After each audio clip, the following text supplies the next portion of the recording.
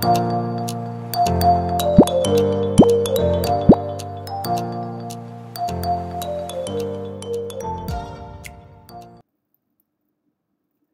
Assalamualaikum. Apa khabar semua? Jumpa kita sekali lagi dalam kelas pengajian Am bersama Cikgu Zarina. Okey, dalam kelas kali ini, Cikgu nak ajak semua pelajar yang mengambil subjek pengajian Am semester 3. Okey, jom kita ulang kaji alih bentuk komunikasi semester 3. Okey, memandangkan sekarang pun dah masuk bulan Mac, okay, dan nak hujung bulan Mac, bermakna kebanyakan pelajar semua dah kenal apa itu alih bentuk komunikasi. Jadi sekarang ni cikgu just nak ulang kajilah, nak ajak pelajar untuk ulang kaji apakah pola-pola yang ada dalam alih bentuk komunikasi semester 3 ni dan bagaimana cara untuk menyelesaikan soalan-soalan yang diberikan nanti. Okey, jom kita mulakan kelas kita hari ini. Okey, jadi ini pengenalan. Okey, jadi seperti biasa, cikgu harap nanti dalam kelas, di hujung kelas kita nanti, okey, pelajar akan dapat membuat perhitungan, pengiraan dan penaklukan bagi soalan-soalan yang kita bincangkan dalam kelas pada hari ini. Okey, jadi setiap kali kita ada kelas, kita belajar, kita kena ada objektif, kita kena ada matlamat kita. Jadi matlamat kita pada hari ini, untuk kelas kita kali ini, kita nak pastikan bahawa dalam di hujung kelas kita nanti, pelajar-pelajar lah terutamanya boleh membuat perhitungan, pengiraan dan penaklukan bagi bentuk soalan yang kita bincangkan pada hari ini. Okey, jadi pola apa yang kita nak bincangkan pada hari ini? Okey, jadi cikgu nak ajak pelajar untuk bincangkan soalan berkaitan dengan pola perbandingan. Okey, jadi pola perbandingan ni ada, kalau cikgu lihat kat dalam slide ni, cikgu tuliskan ada 5 jenis. 5 jenis tu bermaksud bentuk soalannya. Okey, pola perbandingan tu ada satu je. Jadi tetapi dari segi bentuk soalan tu, kehendak soalannya, kita bila kita analisa nanti, okey, berdasarkan cara kita nak analisa dan cara kita nak jawab soalan pola perbandingan ni, bergantung kepada jenis soalan. Jadi jenis soalan kat sini untuk pola perbandingan ada 5 jenis. Iaitu yang pertama, mengikut negara. Yang kedua, dalam pada tahun, bagi tahun dan dalam tahun. Tu maksud dia samalah. Pada tahun, bagi tahun dan dalam tahun tu maksud dia sama. Dan yang ketiga, dari tahun, dan yang keempat, antara tahun, dan akhir sekali jumlah. Jumlah ni bermaksud mengikut jumlah lah. Kita tengok arahan soalan tu macam mana. Okay, so hari ni cikgu nak ajak pelajar untuk bincangkan soalan berkaitan soalan pola perbandingan. Okey, di mana kehendak soalannya ialah jumlah. Jumlah apa? Jom kita tengok. Okey, jadi secara keseluruhannya lah, ini cikgu sebutkan secara keseluruhannya. Okey, soalan soalan alih bentuk komunikasi ni, okey, kita nak tentukan kehendak soalan tu, kita kena rujuk kepada apa kata kuncinya. Jadi pertama kita akan lihat soalan, kemudian kita cari kata kuncinya. Okey, contohnya macam ni, yang cikgu kotakkan tali hijau tu, bandingkan nilai ekspor Malaysia mengikut negara terpilih bagi tahun, ataupun pada tahun, ataupun dalam tahun 2019 hingga tahun 2020.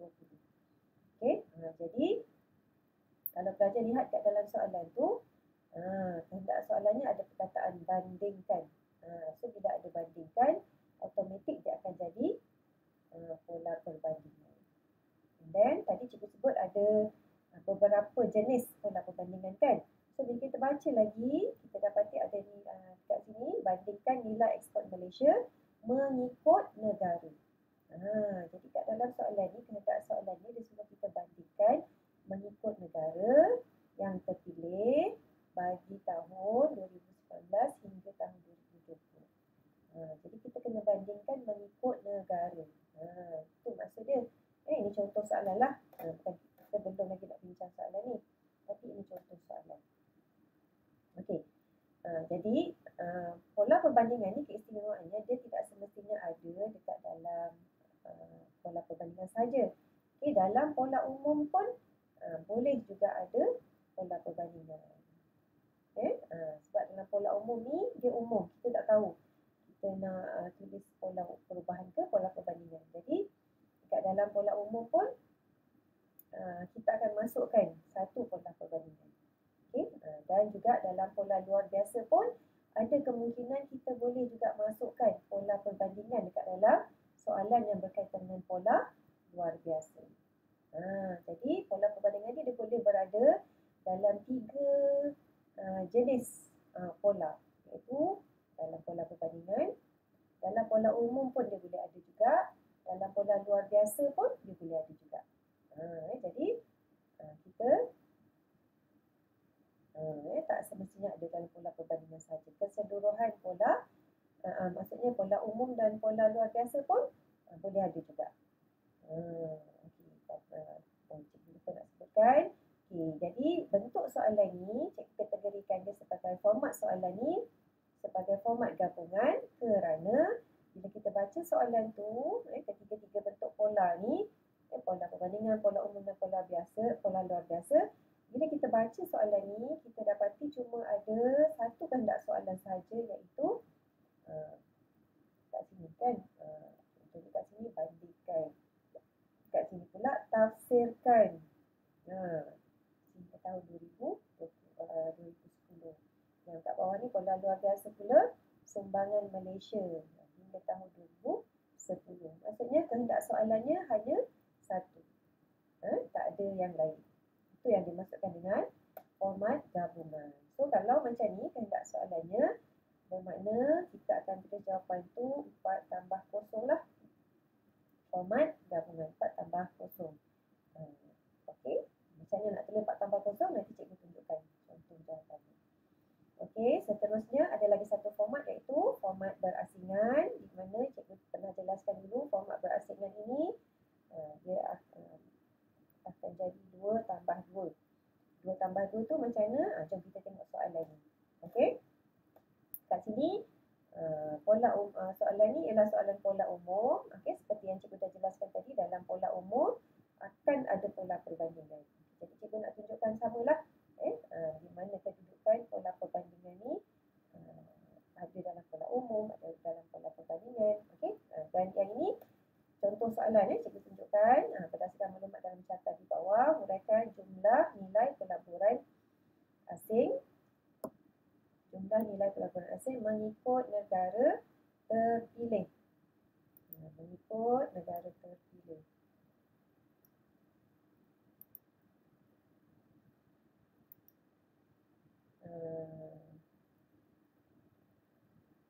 Ke Malaysia dari tahun 2009 hingga tahun 2010. Dan kemukakan faedah yang diperoleh Malaysia. Ada perkataan dan dekat situ. Ni. Ada perkataan dan kemukakan faedah. Maksudnya dia yang pertama dia minta kita huraikan jumlah nilai pelaburan asing tu. Okey, mengikut kaedah pola perubahan dan pola perbandingan. Dan kita kena cari lagi maklumat lain, iaitu yang di sini, dan kemukakan faedah yang diperoleh Malaysia tu, iaitu kita kategorikan sebagai analisa pengetahuan. So kita kena cari pula analisa pengetahuan yang lain. Okey, dalam bentuk soalan lain pula. Soalan yang bawah ni, berdasarkan maklumat dalam jadual di bawah, jelaskan keadaan kedatangan peserta program Malaysia Rumah Pendopo mengikut negara dari tahun 2011 hingga tahun 2013. Titik. Jelaskan faktor fizikal yang mempengaruhi penyertaan peserta program tersebut. Jadi kat sini pun bila kita baca, kita akan dapat kenal pasti bahawa kehendak soalan yang pertama ialah jelaskan keadaan. Okey, jelaskan keadaan. So kita tahu keadaan itu maksudnya menunjukkan bahawa ini adalah kata kunci. Keadaan tu kita tak tahu. Dia nak kita tulis pola perubahan ke pola perbandingan. Jadi kita kategorikan keadaan ini sebagai pola umum. Okey, itu satu. Kemudian bila kita baca lagi, jelaskan faktor fizikal. Jadi yang ini pula dia minta kita carikan faktor fizikal. Jadi ini adalah untuk analisa pengetahuan. Okey. Dan sama juga kalau dalam pola perbandingan yang bawah ni pun, kalau kehendaknya hanya untuk bandingkan saja dalam macam atas ni, dua-dua ni pola umum, bentuk soalannya macam ni lah. Kan? Jadi maksudnya dalam kalau soalan tu memang kategori dia pola perbandingan, bukan pola umum. Bentuk soalannya pun lebih kurang juga, sama juga macam ni. Ya, macam ni cikgu bacakan berdasarkan maklumat dalam jadual di bawah. Bandingkan kes jenayah cyber mengikut jumlah kes dan jumlah kerugian antara tahun 2014 dengan tahun 2015. Jelaskan langkah-langkah membendung jenayah tersebut.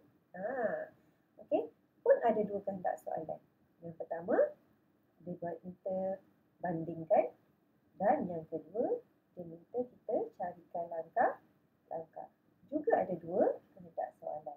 Jadi kalau bentuk soalannya ada dua kehendak soalan macam ni, jadi kita akan tetapkan bahawa format jawapannya adalah format berasingan.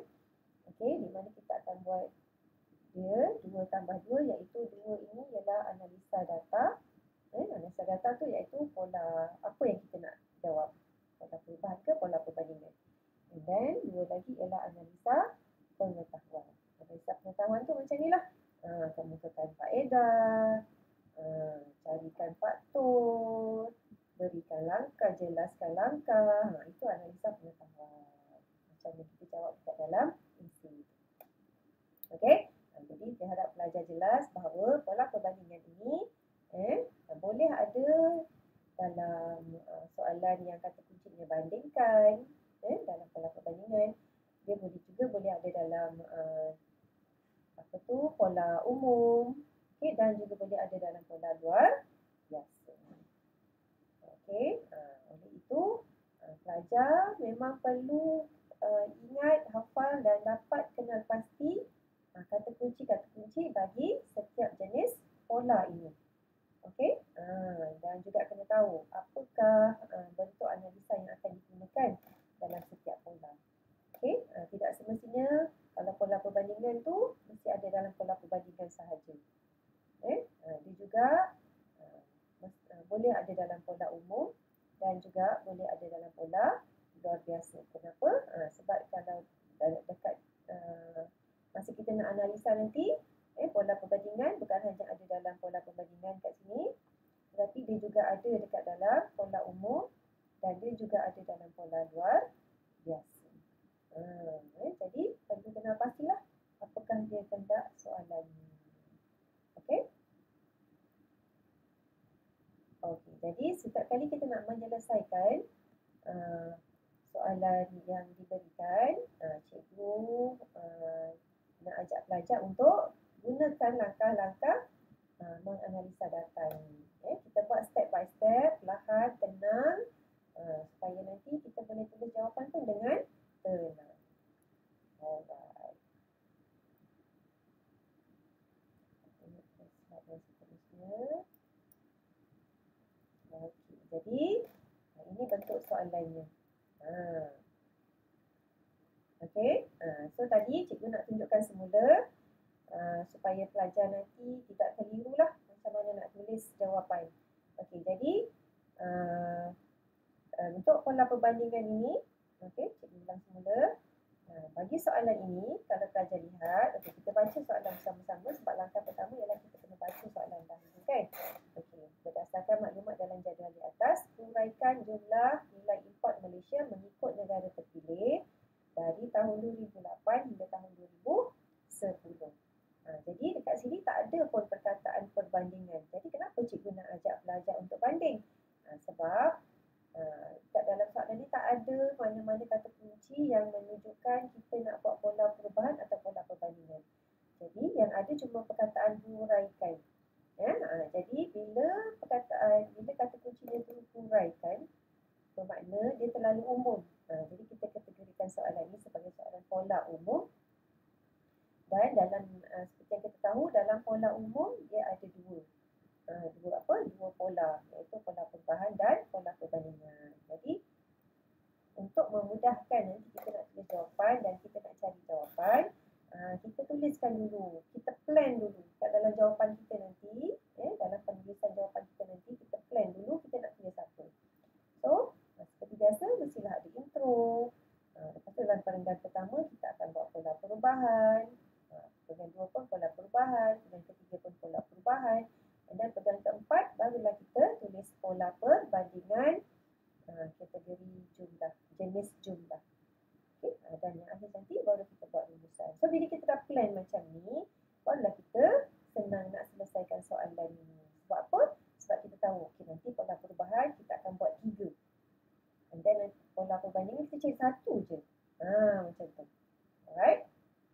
Okay, jadi seperti biasa, langkah pertama kita akan baca soalan dahulu. Okey. Tadi kita baca semula. Huraikan jumlah nilai import Malaysia mengikut negara terpilih dari tahun 2008 hingga tahun 2010.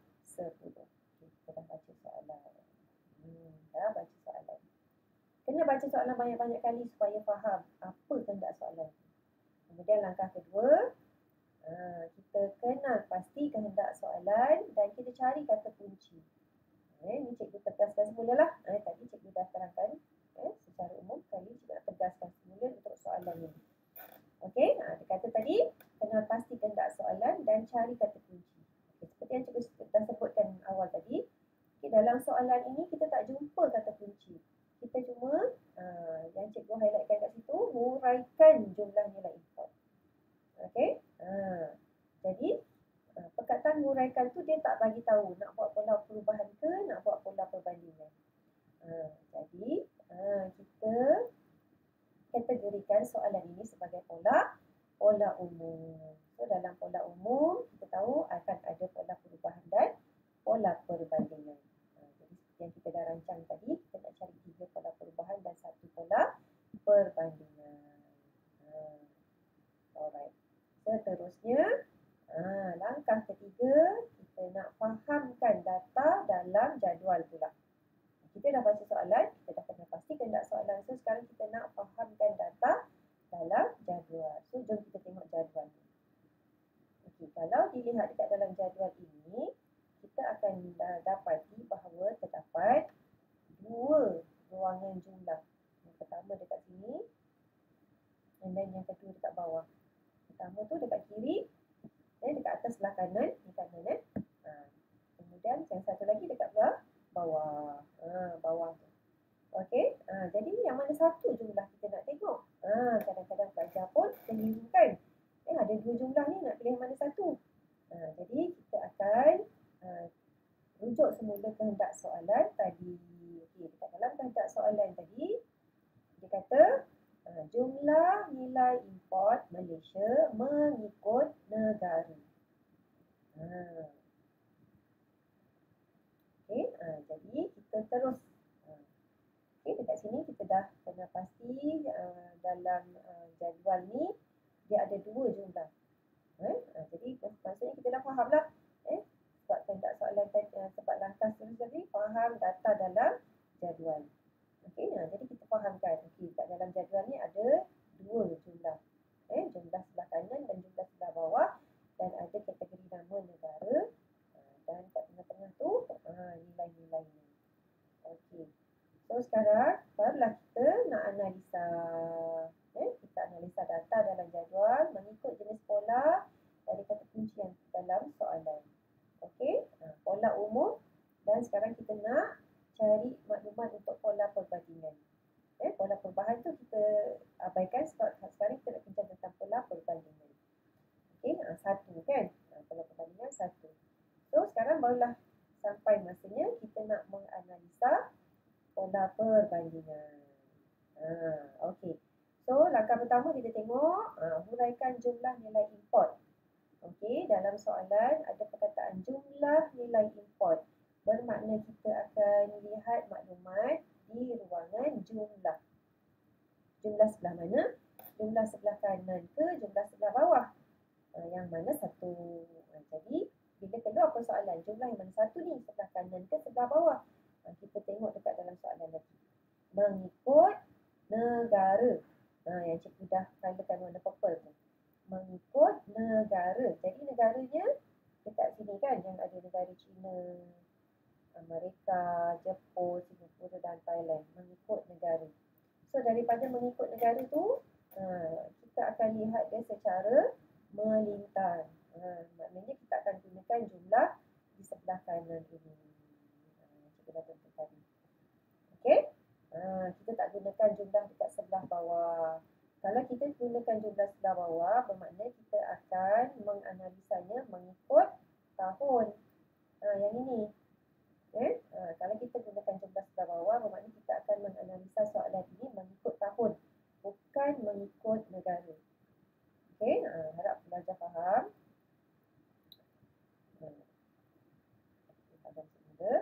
Jadi, sekarang ni kita nak menganalisa soalan ini mengikut negara.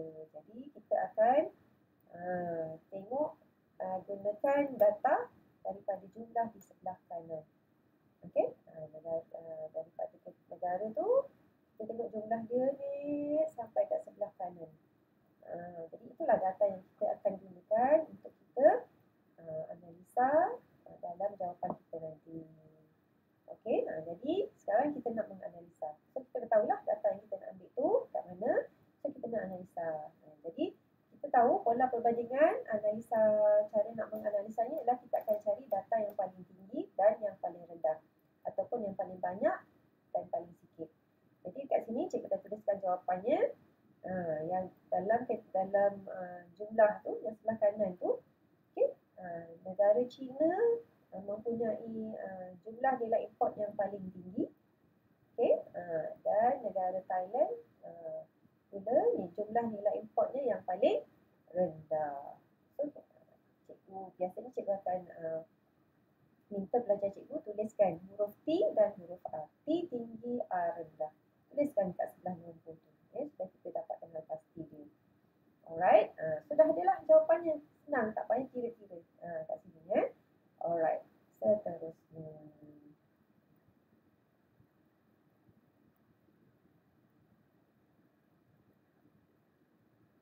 Macam bawa.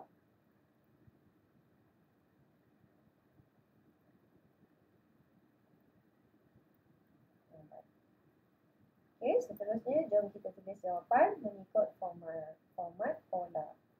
Okey, sekarang barulah pelajar boleh lihat macam mana cara nak menganalisa jadual.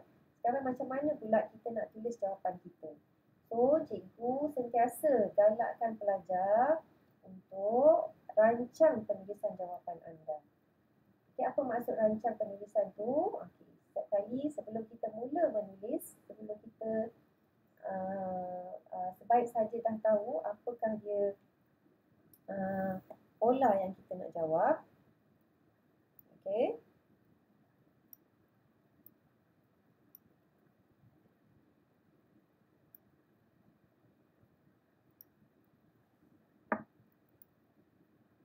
Baik saja kita dah tahu apakah dia jenis pola yang kita nak jawab, kita terus saja tuliskan apa kita nak tulis kat dalam setiap perenggan jawapan kita. Sebab biasanya kita akan buat 4 je lah, kita tak akan buat 5, 6, 7.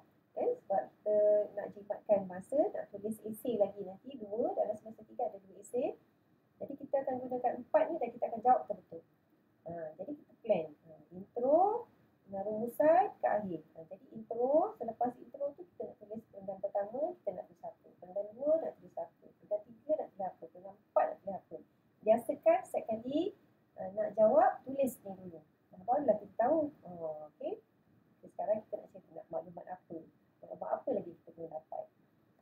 dah dapat maklumat untuk pola perbandingan. Andaikan pola perubahan tu kita dah ada jawapan lah.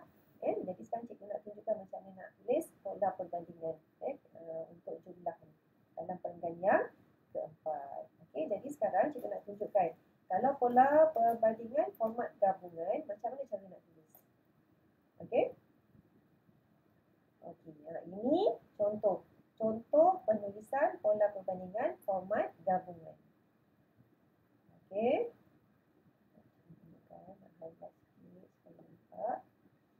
Okey, jadi dekat dalam penulisan pola ada bentuk komunikasi.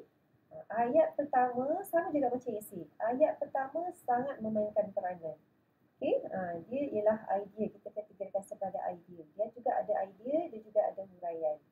So dekat dalam ayat pertama yang menentukan sama ada pelajar faham ke tidak apa yang dijawab, apa yang ditulis, apa yang dianalisa. Jadi ayat pertama ini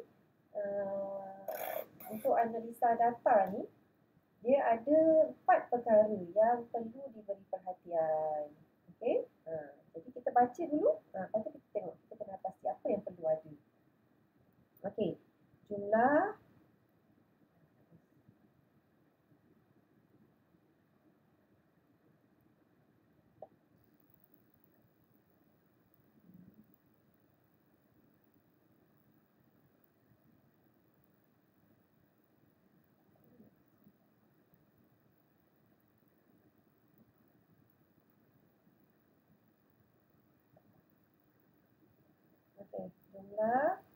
jumlah import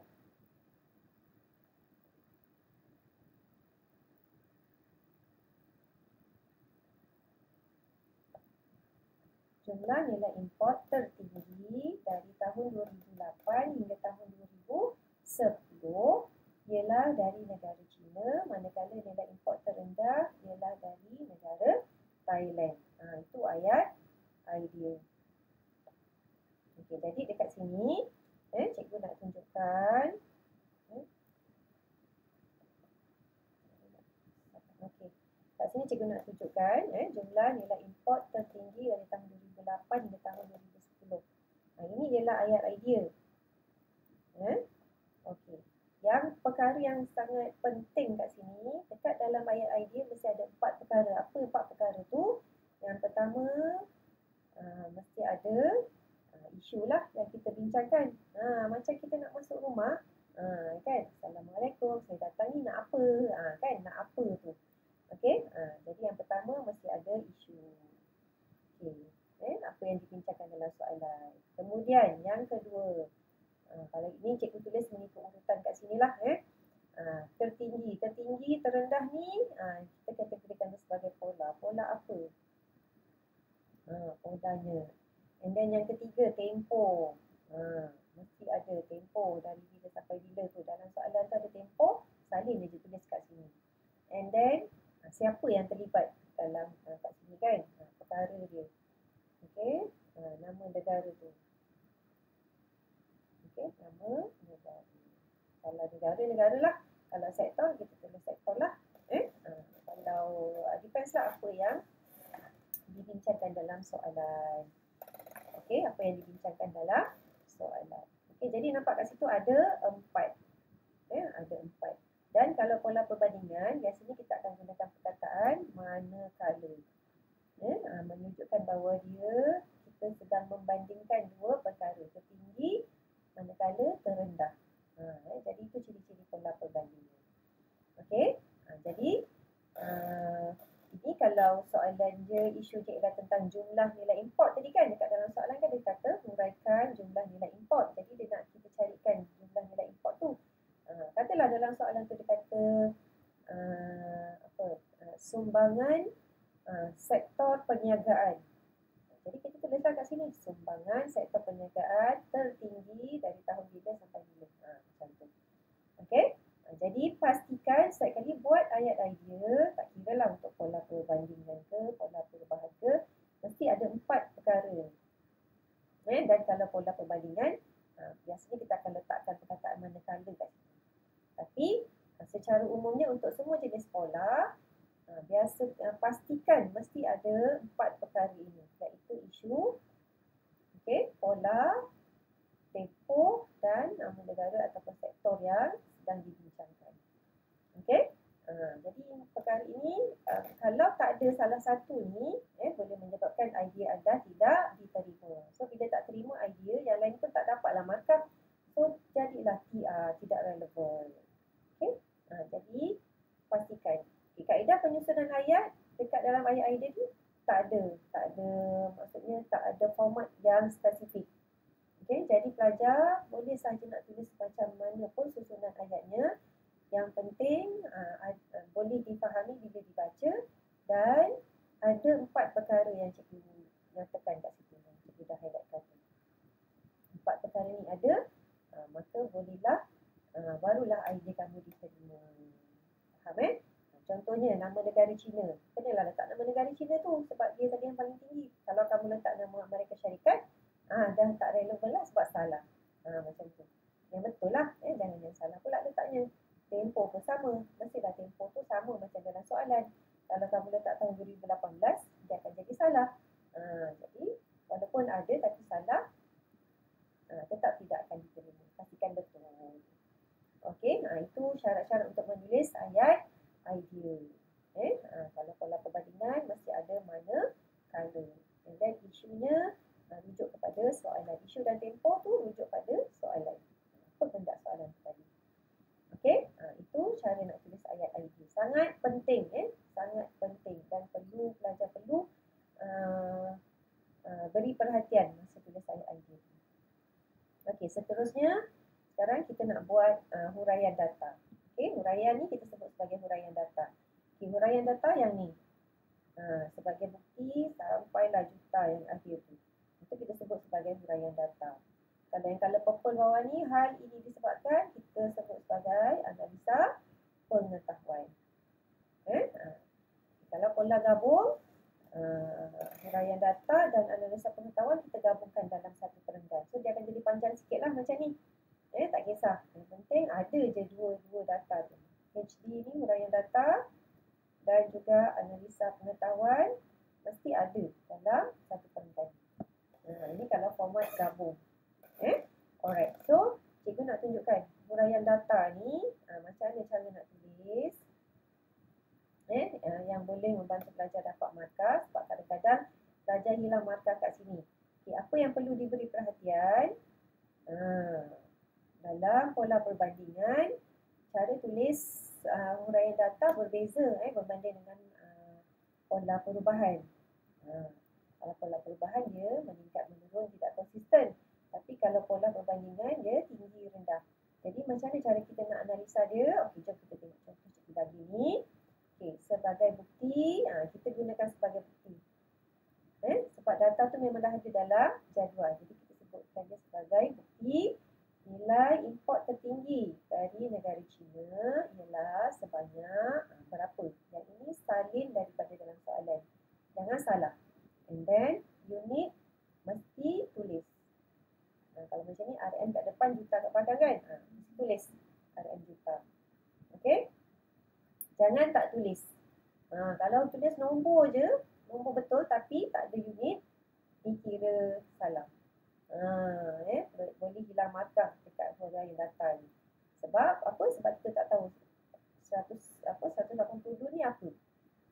Jadi kena tulis unit tu. Sebab apa? Satu lagi, data maklumat tu dah diberi dah dekat dalam jadual, tinggal salin je. Kenapa tak tulis kan? Jadi kena tulis. And then perkataan atau ni nanti tukar tau. Bersamaan. 24.6%.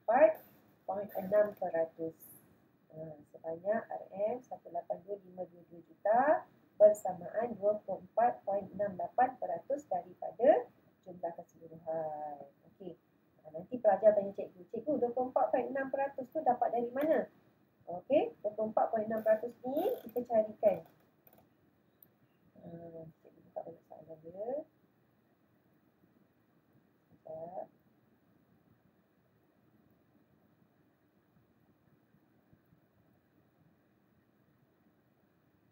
Okey. Dalam soalan ni tadi, dekat bahagian bawah ni,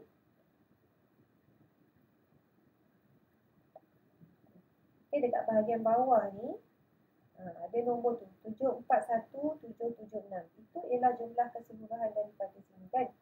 Daripada atas ni, jumlah keseluruhan dia dekat sini. So, ini ialah 741,776 tu ialah jumlah keseluruhan.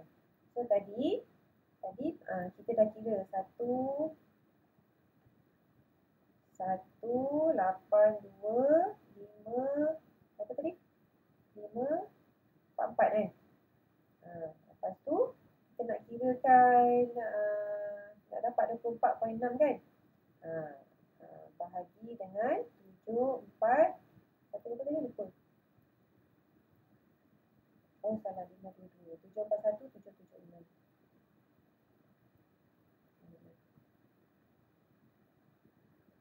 Okey, 182, 522 kita bahagikan dengan 741, 766. Betul kan?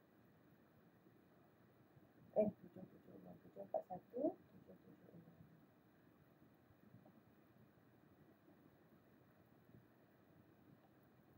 776. Bahagi. Okey, kalau kamu tekan kalkulator lah. Ini cikgu tunjukkan cara pengiraan. Lepas tu darab 100.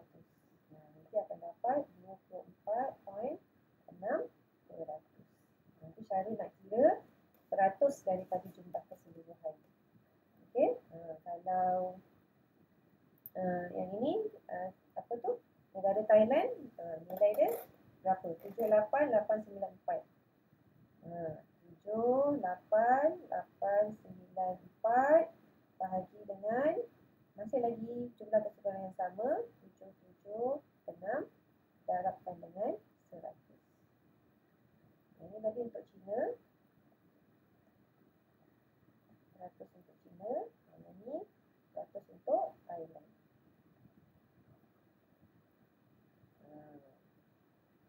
Okey, nanti akan dapat nilai dia 10 point berapa? Tak ingat dah. Okey, nanti kamu kirakan. Okey, nak kira pun boleh.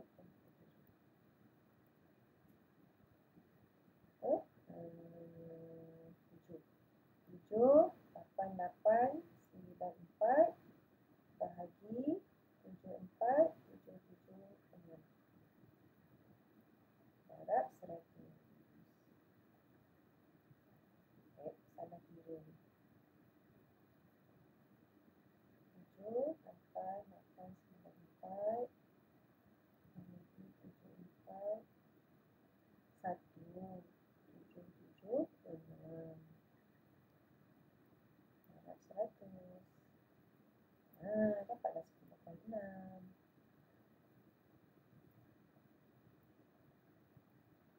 Macam tu cara sendiri. Okey? Nampak macam mana cara nak kira jumlah keseluruhan. Kita teruskan.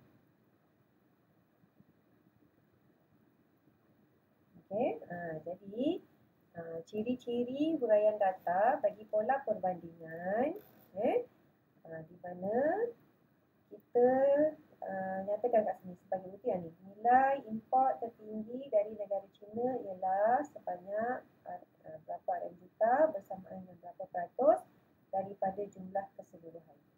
Okay, itu ciri ataupun cara untuk menulis huraian data bagi pola perbandingan. Setiap kali kamu nak tulis huraian data bagi pola perbandingan, ayat dia seperti ini. Mesti ada berapa peratus bersamaan dengan berapa peratus daripada jumlah keseluruhan tu mesti ada. Yang kamu kena kirakan ialah nilai peratus itu daripada jumlah keseluruhan. Okey? Syaratnya jumlah keseluruhan mesti ada dalam jadual. Kalau jumlah keseluruhan macam tadi yang cikgu tunjukkan tu tak ada dalam jadual, kamu tak boleh kira. Tak payah kira lah. Maknanya data tak cukup, so tak payah kira peratus. Tapi kalau macam tadi data dia cukup, ada jumlah keseluruhan tu, maka kamu boleh buat pengiraan berapa peratus. Boleh tak kalau nak kira sendiri? Jumlah keseluruhan tu tak ada, tapi dia bagi nombor. Tapi dia tak bagi jumlah keseluruhan. Boleh tak nak kira? Nak kirakan jumlah keseluruhan tu, lepas tu kita kirakan peratus. Tak boleh. Kita hanya menggunakan data yang diberi. Kalau data tu tidak diberi, kamu mana nak tambahkan, nak carikan peratus dia berapa, tak boleh. Data tu tidak akan diambil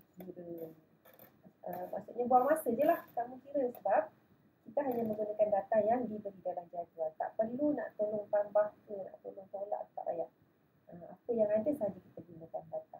Itu dia cara menganalisa data. Untuk semua jenis lah, bukan hanya untuk pola perbandingan ni. Apa-apa sahaja jenis pola, kalau kamu sedang membuat analisa, data tu tak ada. So, kamu pun tolong tambah, nak carikan jumlah keseluruhan. Atau kamu kira peratus. Tidak diambil kiri. Kita hanya gunakan data yang diberi sahaja. Okay, faham cikgu ulang banyak kali tadi. Okay, jadi beginilah cara untuk menulis huraian data bagi pola perbandingan. So, disebabkan ini ialah pola perbandingan, nampak tak? Tadi cikgu dah highlightkan mesti ada perkataan manakala. So, sama juga dekat dalam huraian data, kita tambah dengan perkataan manakala, nilai import terendah. Tadi nilai import tertinggi kat atas ni. Sekarang nilai import terendah ialah dari negara Thailand sebanyak berapa RM juta bersamaan 10.6% daripada jumlah keseluruhan berapa. Okey. Tadi dekat dalam yang ketiga ni, cikgu tak tuliskan berapa nilai dia. Okey. Dekat dalam terendah, cikgu tuliskan. Okey. Kena tulis.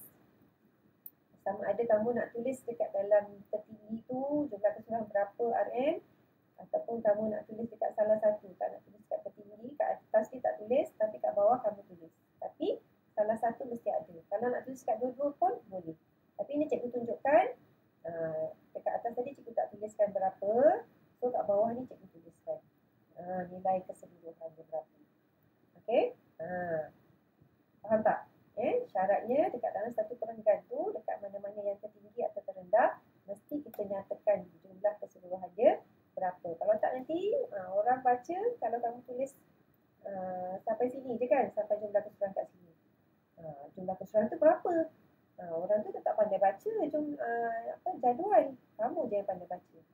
Jadi jumlah keseluruhan tu berapa? Oh, jumlah keseluruhan tu ialah 741,776. Barulah dia cara macam mana kamu boleh dapat 10.6% tadi. Macam mana kamu boleh dapat 24.6% tadi. Daripada jumlah keseluruhan dekat sini. Faham tak maksud cikgu? Okey, jadi begitu cara untuk menulis pola perbandingan. Alright, huraian datanya. Senang, kalau nak senang boleh diikut macam yang cikgu berikan contoh ni untuk menulis pola perbandingan. Okey, ataupun kamu nak ubah ikut ayat kamu sendiri, tak ada masalah. Yang penting maklumat yang ada, yang mesti ada kat dalam huraian data dan idea mesti ada. Mesti ada. Okey. Kemudian barulah kita tambah dengan analisa pengetahuan kat bawah ni. Okey, hari ini disebabkan barangan negara jiran sama dengan barangan tempatan. Okey, manakala produk luar negara diperlukan untuk memenuhi keperluan asasi rakyat. Ini kamu berikan sebab berdasarkan logik lah daripada isu yang sedang dibincangkan. Isu yang sedang dibincangkan ni ialah nilai import. Okey, kenapa Malaysia banyak import dekat negara China dan kurang import daripada Thailand. Jadi berikanlah sebab dia apa yang sesuai.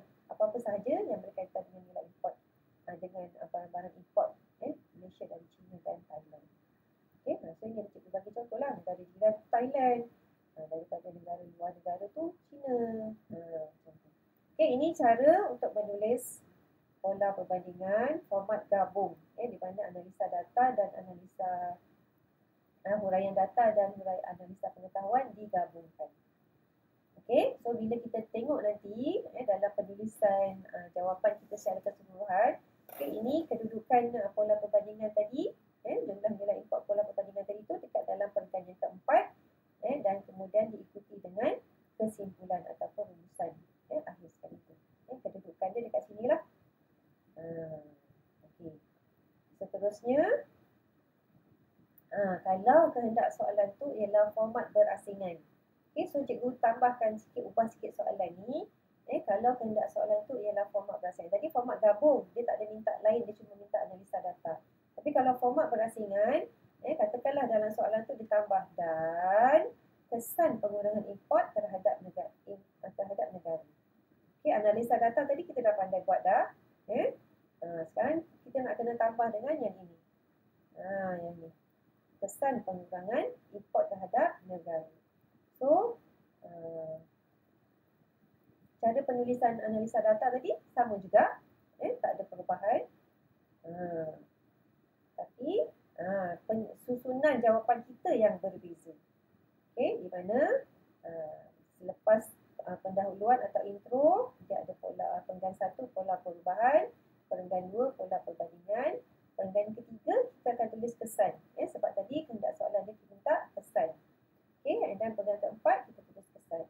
Dan akhir sekali rumusan. Kedudukannya sekarang dah berada dekat dalam perenggan yang kedua pula, pola perbandingan. Okey, ini sekiranya kehendak soalan tu ada dua. Satu tu dia minta kita carikan huraikan jumlah nilai import. Kemudian yang kedua dia minta kita carikan kesan. Okey, jadi kita buat dua analisa data, dua AB, dan kita akan carikan maklumat dua AP, analisa pengetahuan. Apa kesan-kesan yang dikehendaki, yang sesuai. Okey, jadi cara analisa data tadi sama juga macam yang cikgu dah tunjukkan. Okey, just kita letakkan kat dalam perenggan yang kedua. Kemudian kita sambung dengan perenggan ketiga, kesannya apa. Kesan perenggan ketiga dan perenggan keempat, dan diikuti dengan kesimpulan. Okey. So kesimpulannya kat sini secara umumnya ciri-ciri istimewa pola perbandingan. Okey, cikgu buatkan dalam gambar rajah ni. Okey, dari segi tempoh. Pola perbandingan ni kita akan tengok dari segi tempoh. Kita rujuk tempohnya ada 3 jenis. Di mana yang pertama ialah pada, bagi atau dalam tahun. Yang kedua dari tahun, kita akan tengok kalau soalan tu minta dari tahun. Yang ketiga antara tahun. Jadi setiap kali baca soalan yang ada pola perbandingan, setiap kali kita nak buat analisa pola perbandingan, kita tengok dulu tempoh tu. Cari tempoh tu. Tempoh tu apa? Kalau 2009 hingga 2010, depan tu dia tulis apa? Pada tahun ke? Dari tahun ke? Atau antara tahun? Sebab perkataan yang berbeza ni menunjukkan cara analisa yang berbeza. Kalau pada tahun, kita akan baca dia ke bawah. Kalau dari tahun, kita akan baca dia dari kiri ke kanan. Kalau antara tahun, kita akan bandingkan tahun 1 dengan tahun 2. Macam tu. Jadi, kena kenal pastilah dekat tempoh tu, dekat depan dia tu dia tulis apa. Pada tahun ke, dari tahun ke, antara tahun. Itu ciri yang pertama. Yang kedua, kata kuncinya perbandingan. So, semua dah tahulah tadi perbandingan. Ataupun kalau dekat dalam sini, bilangan jawapannya, kalau dari segi kata kunci mengikut pola, kalau dalam pola umum, dia tak akan bagi tahulah nak banding ada kata kunci pola perbandingan ke tidak. Tapi kita tahulah kalau dalam pola umum mesti ada pola perbandingan. Biasanya kat sini dari segi bilangan jawapan, biasanya dalam pola umum sama ada kita tulis 1 ataupun kita tulis 2 pola perbandingan. Tengok kepada data yang kita boleh cari kat dalam jadual. Kalau pola luar biasa, sama ada paling kurang 1 analisa perbandingan yang kita boleh cari dalam jadual yang diberi. Kita kena rujuk soalan dululah kalau pola luar biasa ni. Pola perbandingan pula, kita boleh buat biasanya paling banyak 2 maksud cikgu dalam pola perbandingan seperti dia katalah, dia minta bandingkan. Okey, paling kurang kita boleh buat 2. Tapi jarang-jarang kita akan jumpa soalan yang minta kita buat 4 pola perbandingan. Jarang. Pernah ada, tetapi jarang sekali kita nak jumpa sekarang ni pola perbandingan yang dia minta kita buatkan perenggan 1 sampai perenggan 4 tu semua pola perbandingan. Jarang. Tapi ada. Cuma jarang jumpa. Biasanya 2 atau 1. Okey, pola perbandingan. Okey, dan seterusnya analisa pola. Seperti yang cikgu dah beritahu tadi, analisa polanya sama ada kita akan gunakan tertinggi, yang paling tinggi, yang paling rendah, ataupun paling banyak, paling sikit. Ini adalah analisa yang biasa digunakan dalam skema jawapan SPM. Okey, sama ada kita guna tinggi, rendah, ataupun banyak, sikit. Paling banyak, paling sikit. Jangan tulis banyak sikit, kita tulis paling banyak, paling sikit. Okey, dan yang akhir sekali, dalam soalan tu mengikut apa? Kita dah tahu kata kuncinya tadi, banding ataupun pola umum, pola luar biasa atau pola perbandingan. tahu tempohnya, tengok tempoh 2008 hingga 2010, kat depan tu ada apa kehendak soalannya, pada tahun ke, dari tahun ke atau dari tahun. Lepas tu kita tengok lagi, ada tak lain? Sekali ada mengikut, mengikut apa? Mengikut negara, mengikut tahun, mengikut jumlah, atau mengikut perkara yang sedang dibincangkan. Jadi kena baca soalan tu sampai habis, barulah kita dapat kenal pasti kehendak soalan tu, barulah kita boleh analisa dengan betul kehendak soalan. Tu pola perbandingan. Okey, setiap kali nak analisa pola perbandingan, kena ambil perhatian perkara-perkara ini. Tempoh kata kunci, lepas tu mengikut apa, pola apa, berapa jawapan kita tulis. Okey, kena tentukan juga berapa jawapan kita nak tulis. Nanti penat-penat kita cari data semua, nak satu je, kan? Nanti dah penat-penat kita cari data semua, tak cukup, ada lagi yang belum kita cari. Macam tu. Okey, jadi kena tentukan juga bilangan jawapan. Sebab tu tadi cikgu pesan, perenggan 1 nak tulis apa, perenggan 2 nak tulis apa, perenggan 3 nak tulis apa, perenggan 4 nak tulis apa. Okey, jadi bila kita dah rancang penulisan jawapan kita, nanti kita jawab pun kita tak buang masa lah, kita dah cari semua data dalam masa yang diperlukan, tak membazir masa.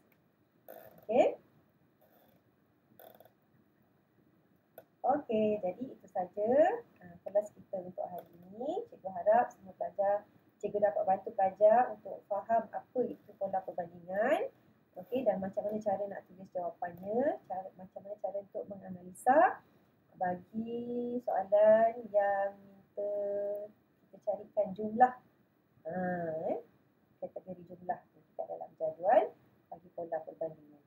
Okey, nanti dalam kelas akan datang kita akan bincangkan soalan yang lain juga.